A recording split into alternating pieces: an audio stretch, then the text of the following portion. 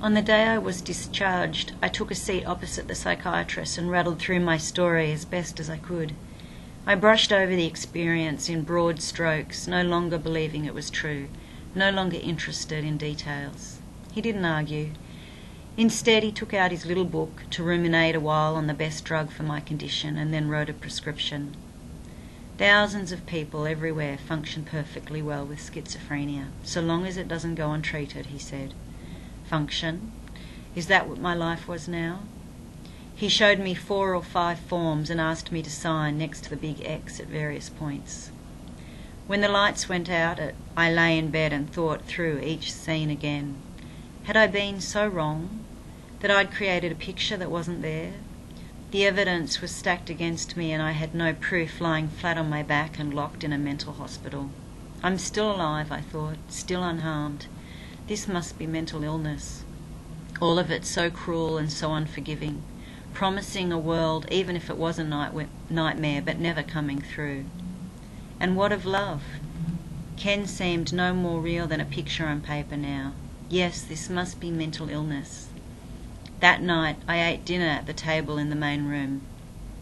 As I sat with my head down eating, I listened to banter on how the carrots were underdone. I was leaving the next day after a short exit interview. The invisible world of language around me had dried up. What a difference drugs make, I thought. Back at home, I sat in an easy chair, days turning into weeks, trying to assimilate the fact that I would never live the life I'd imagined for myself. If I could just catch a glimpse of how it felt before all this, of what I'd expected my future to look like back then, maybe I could find my way back to the life I should be living. Ken was back in town then. I'd seen it briefly on the news and checked his website once more.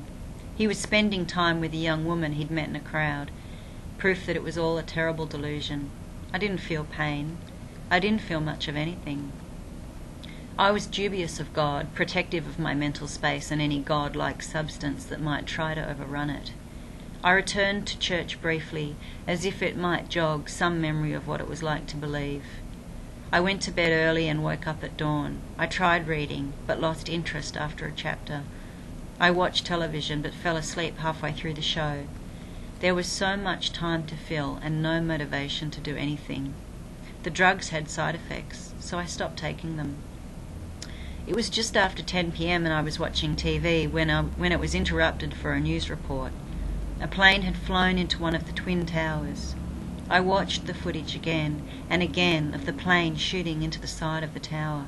A little later I watched again as another plane ploughed into another tower. I watched as first one tower and then another collapsed. I watched, and I thought, so far away, so removed from my own existence.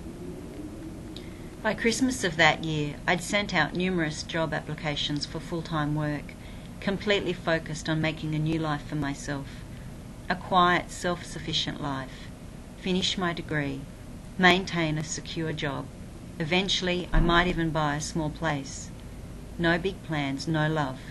Just a movie on Friday nights and dinner occasionally with friends. The sum of my mark on the world.